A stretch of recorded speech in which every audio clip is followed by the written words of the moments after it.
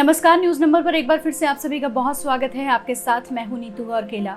अमेरिकी राष्ट्रपति Joe Biden ने अपने सैनिकों से 11 सितंबर तक अफगानिस्तान छोड़कर देश लौट आने को कहा है। पूर्व राष्ट्रपति डोनाल्ड ट्रंप ने सैनिकों की वापसी के लिए मई की मियाद तय की थी, जिसे सुविधा के लिए बाइडेन ने कुछ महीने बढ़ा दिया। वापसी की डेडलाइन तक तय करने के साथ ही बाइडेन ने कहा कि अब अमेरिका की सबसे लंबी जंग को खत्म करने का समय आ चुका है। तो क्या थी ये जंग और किसके बीच कब शुरू हुई, ये आज हम जानेंगे। Press the bell icon and never miss a video from newsnumber.com। America ने साल 2001 में तालिबान के खात्मे के लिए अफगानिस्तान में अपनी सेना भेजी। ये 11 सितंबर 2001 के हमले के बाद की घटना है। तत्कालीन अमेरिका सरकार का मानना था कि अफगानिस्तान ही तालिबानियों की शरण स्थली है और यहीं पर अलकायदा से जुड़े लोग रहते हैं। 9/11 आतंकी हमले से सिहरे अमेरिका ने करोड़ों रुपए पानी की तरह बहाए ताकि अफगानिस्तान में सैन्य ठिकाने बना सकें। वो आक्रामक इकाइयों का दौर था। बाद में अमेरिका ने इस मॉडल को पक्का बनाने के लिए नया काम शुरू किया। वहां तैनात अमेरिकी सैनिक अफगानी सेना को ट्रेनिंग देने लगे ताकि वो आतंक का मुकाबला खुद ही कर सके।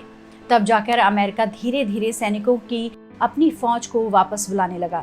सैनिकों की वापसी के बाद भी वर्तमान में करीब 4000 अमेरिकी सैनिक अफगानिस्तान में तैनात हैं। ये अफगान सैनिकों को प्रशिक्षण दे रहे हैं और चरमपंथियों के हमलों पर जवाबी कार्रवाई भी कर रहे हैं।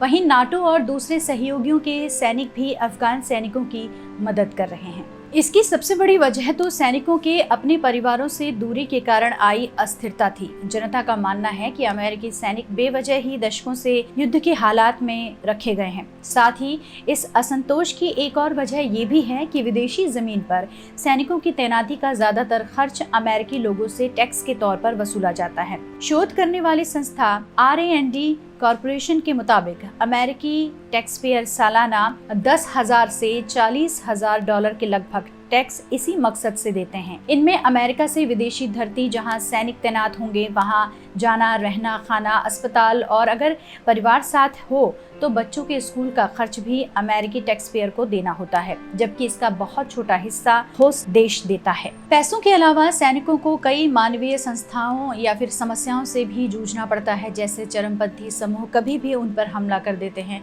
अक्सर ये भी देखा गया है कि स्थानीय लोग चरमपंथियों के बहकावे में आकर अमेरिकी सैनिकों को दुश्मन की तरह देखते हैं। इस तरह से सैनिक विदेशी धरती पर एकदम अकेले पड़ जाते हैं। साथ में अगर परिवार हो तो उन पर भी खतरा रहता है और अगर अमेरिका में रहें तो भी अकेलापन झेलना पड़ता है। आम लोगों का ये असंतोष लगातार बढ़ता गया और नतीजा ये रहा कि पूर्व राष्ट्रपति ट्रंप ने अपने पहले दौरे में चुनावी घोषणाओं में एक बात ये भी रखी।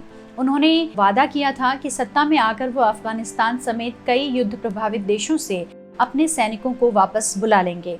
ट्रंप ने इस वादे को पूरा करने की कोशिश करते हुए ये ऐलान भी कर दिया था कि 2021 तक वो सैनिकों को अपने देश ले आएंगे और यही बात है कि बाइडेन ने इस पर अमल किया। अफगानिस्तान के अलावा सोमालिया और इराक से भी अमेरिकी सैनिक धीरे धीरे लौट आएंगे, ऐसी बात हो रही है।